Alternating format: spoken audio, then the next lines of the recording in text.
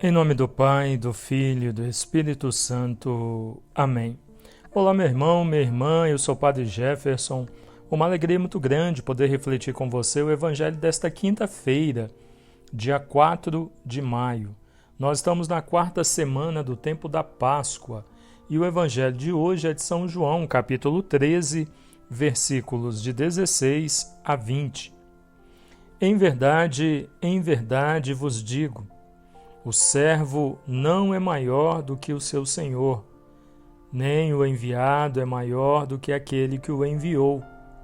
Se compreenderdes estas coisas, sereis felizes, sob condição de as praticardes.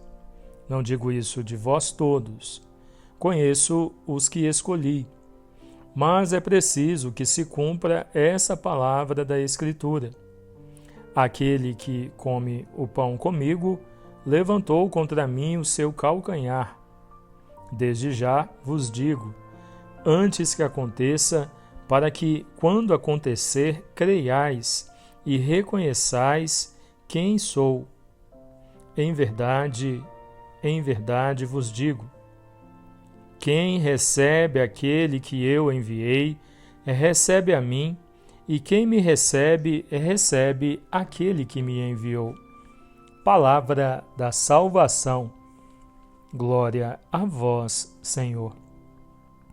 Queridos irmãos e irmãs, na tradição judaica, havia um cuidado extremo em observar a hierarquia de lugares na convivência, isso em festas ou em cerimônias. Baseado nessa tradição, Jesus lembra então o costume, mas para ensinar outra lição.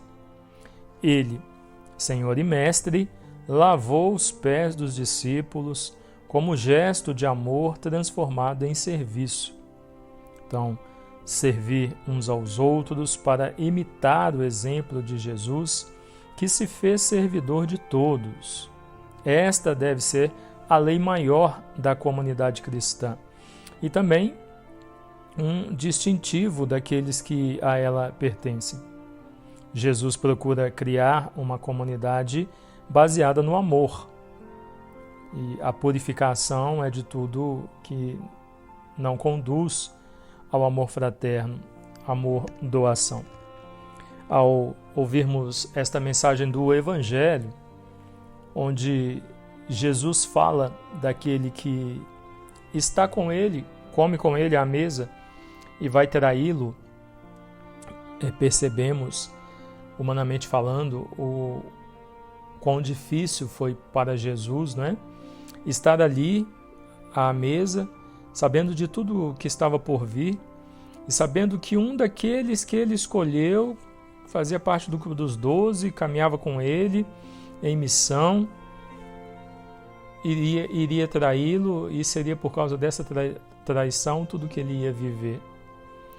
Às vezes nós nos entristecemos com coisas que acontecem conosco, né? Também, às vezes, traições, pessoas que nos decepcionam, quantos que desistem da vida, quantos que desistem de tudo, caem numa tristeza profunda por causa de pessoas que fizeram isso nos seus relacionamentos, né? Trair a confiança, enfim, olha o que foi feito com Jesus.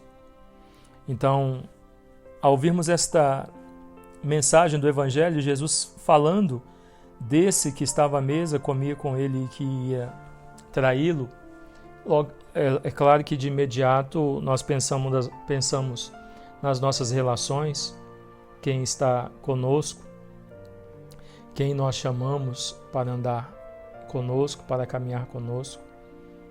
E precisamos ter um cuidado muito grande, né? Sobretudo nos dias de hoje, sobre com quem andamos, com quem faz parte do nosso convívio.